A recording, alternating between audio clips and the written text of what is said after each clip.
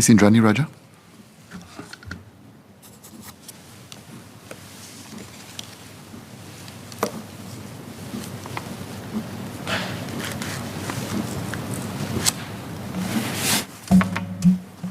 Mr. Chairman, I thank members for their cuts. Family is a key source of strength and support, especially in tough times. The pandemic has underscored this. As such, supporting Singaporeans who want to start and raise families remains the government's top priority. I'll speak about 3 government strategies to build a more resilient population in Singapore. First, building a Singapore that's made for families.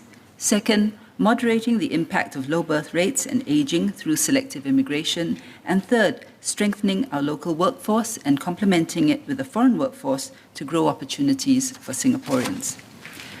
First, we continue to support Singaporeans who wish to start and expand their families. Mr. Gan Thiam Poh had filed a cut about our strategies to encourage Singaporeans to get married and have children, given our low TFR. The preliminary number of resident births in 2021 remains similar to 2020 at around 34,200. While this was 3% lower than in 2019 before COVID struck, the fall was less than we had feared. Our TFR was 1.12 last year, a slight recovery from the historic low of 1.10 in 2020, but it remains lower than in the pre-COVID period. TFR is a measure of births per female of childbearing age. While the number of births remains similar, the number of such females decreased over the same period, hence TFR increased. Raising birth rates is key to tackling Singapore's long-term demographic challenges. At the same time, getting married and having children are personal decisions. We know that aspirations for marriage and parenthood remain high. We will redouble our efforts to support Singaporeans who choose to get married and have children. From our 2021 M&P survey, 8 in 10 young couples or young singles aspire to get married and have children, and over 9 in 10 married Singaporeans want at least 2 children. Strong and stable families are the bedrock of our society. We're committed to fostering a supportive environment for them. We held the Emerging Stronger Conversations last year. Over 300 participants gave suggestions on how to better support families. In the conversations, which Ms. Ching Li Hui had asked about in her cut, some young couples shared their concerns about having children during a pandemic.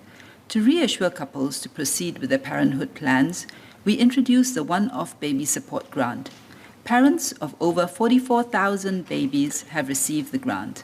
One such couple is Daniel and Shakila, who got engaged, married, and had their first child all within 2 years. They initially planned to have their first child only after moving into their BTO flat. However, they decided to go ahead as there was no perfect time to have a baby. Baby Isa was born in August 2021, and they were glad that the baby support grant helped with their transition into parenthood. Danielle and Shakila show us that COVID-19 need not discourage us from making important life plans.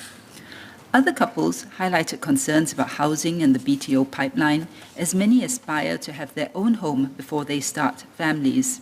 Ms. Ching had filed a cut on how the government can support such couples to access affordable housing amidst disruptions due to COVID-19. We're pushing hard to complete our BTO projects as planned. For ongoing BTO projects, most flat buyers will be able to move into their new homes within 4 to 5 years after booking their flats, barring further unforeseen circumstances. We will also launch up to 23,000 new BTO flats per year in 2022 and 2023, as MND has indicated. Couples waiting for their BTO flats to be completed can rent a flat at highly subsidized rates under HDB's Parenthood Provisional Housing Scheme, or PPHS. To better meet demand, HDB is ramping up the supply of PPHS flats with 800 additional units. With more people marrying later, fertility health will become more of an issue and must be taken seriously. In the conversations, couples with fertility issues shared their challenges. We must continue to support and encourage them. This includes encouraging couples to understand and address potential fertility issues earlier and for workplaces to be more supportive.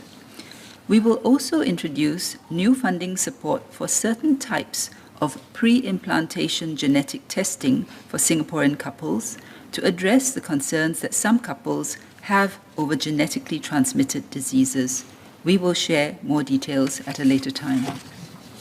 To give every child a good start in life, we will continue to invest heavily in promoting good health and education from the early years. We will further support the physical, mental, and cognitive well-being of children and their families. The Child and Maternal Health and Wellbeing Task Force is developing a 5-year national strategy to address this. Minister Masagos will provide more details during the MOH COS. We are continuing to make quality preschools more affordable and accessible. Today, a working couple earning $8,000 per month pays $280 per month when they send their child for full-day childcare at an anchor operator preschool. This is 40% lower than the $470 per month they had to pay before the preschool subsidies were enhanced in 2020. Lower-income working families pay as low as $3 a month at such preschools.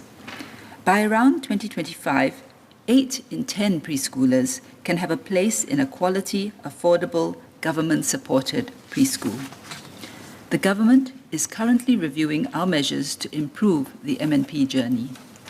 Mr. Louis Ng suggested incentivizing employers to increase usage of paternity leave, particularly among lower-income workers, and providing childcare sick leave for all working parents. I fully agree that parents need more flexibility and time away from work to care for their children.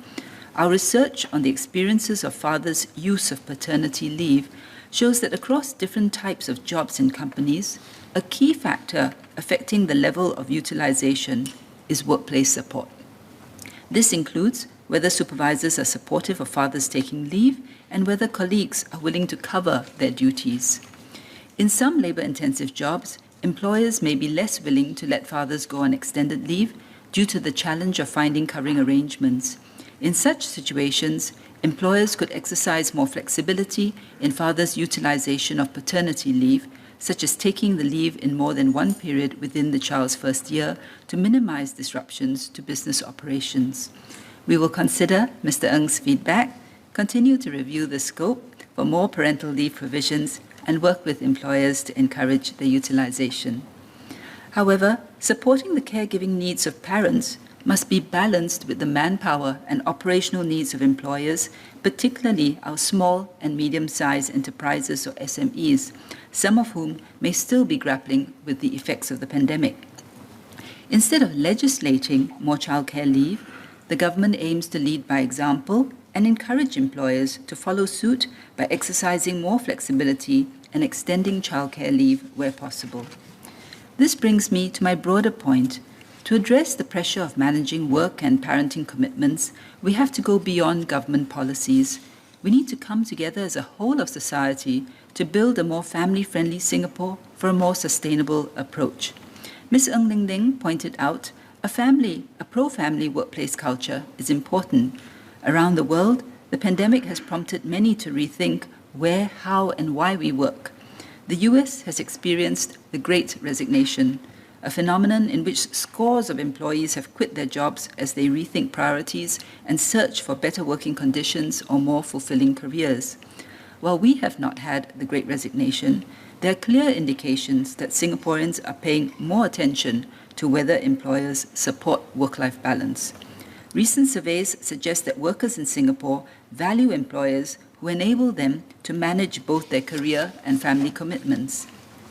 Ms. Ng Ling Ling said that mindsets must change. I agree. Adopting flexible work arrangements and prioritizing employee well-being is not only good for workers and consequently for families. In the post-pandemic world, this is going to be key to firms' competitiveness, productivity, and their ability to recruit and retain talent. Let me say something about flexible work arrangements. I want to emphasize that there is a distinction between flexible work arrangements, or FWAs, and work from home, or WFH. People often use these terms interchangeably, but they're not the same. Work from home is only one type of flexible work arrangement.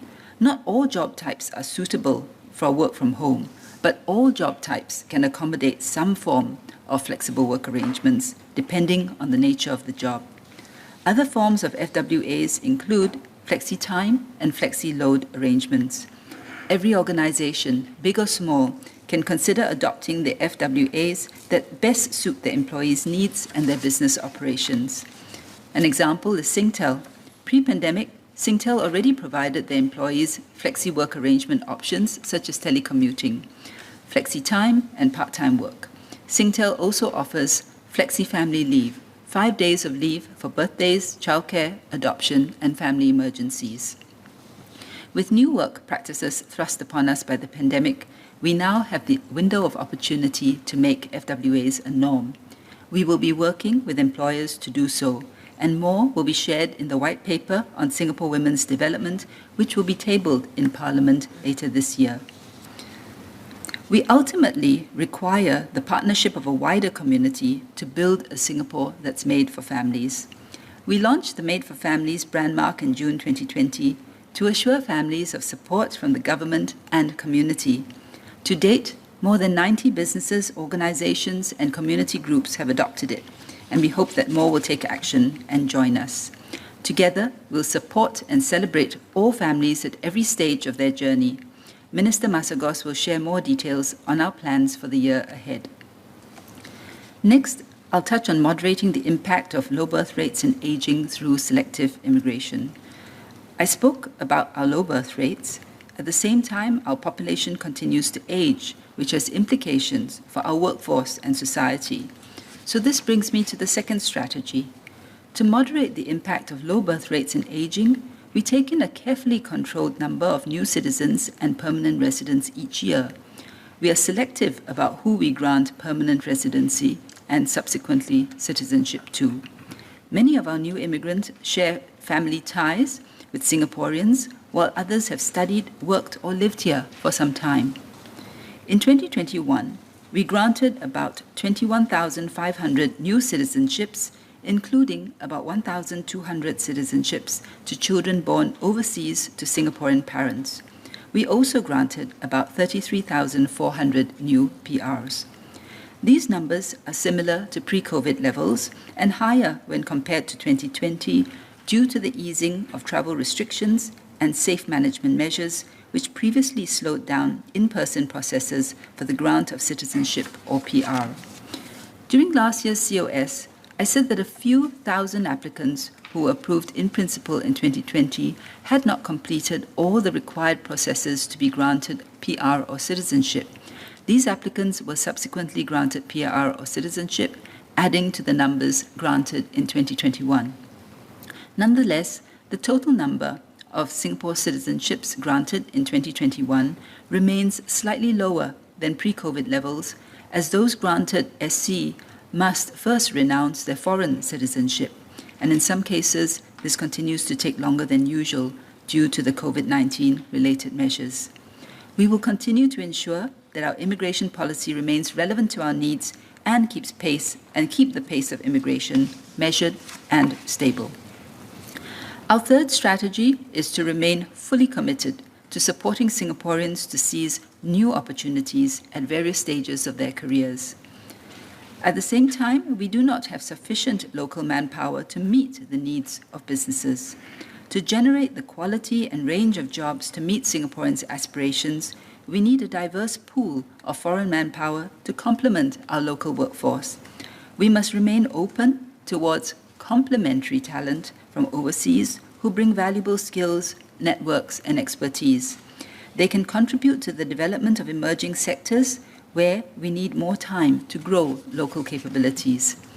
As our economic needs evolve, we must ensure the right balance and complementarity between local and foreign manpower. Minister Tan See Leng will be providing more details during MOM's COS. We have people from all over the world joining us. Many of them contribute to Singapore, and some have come to regard Singapore as their home, adding to our diversity. We're proud of our diversity in Singapore, which is bound by a strong sense of community. In many other societies, COVID-19 has further widened social and economic divides. We have also seen greater occurrences of xenophobic sentiments and behaviors around the world. As Ms. Fumiha has emphasized, we must guard against such sentiments and continue to strengthen our ties with one another. This is especially important for Singapore as a multicultural society. Let me touch on how we are strengthening social integration and cohesion in Singapore. Fostering social integration and cohesion requires a whole of society effort. As individuals, each of us has a part to play. Let us be inclusive, patient, and help newcomers to adapt to local norms. Similarly, foreigners here should make the effort to adapt and integrate over time. We have also worked with partners on initiatives to help foreigners settle in and understand local norms and culture.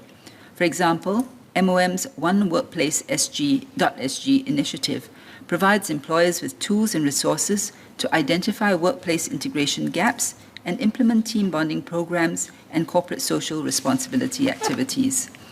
Another example is how we worked with Singaporeans as part of the Citizens Work Group for the Singapore Citizenship Journey to explore, discuss, and create content to update the Singapore Citizenship Journey for our new citizens. The SC Journey will include the co-created content for newcomers to better learn and appreciate aspects of life in Singapore.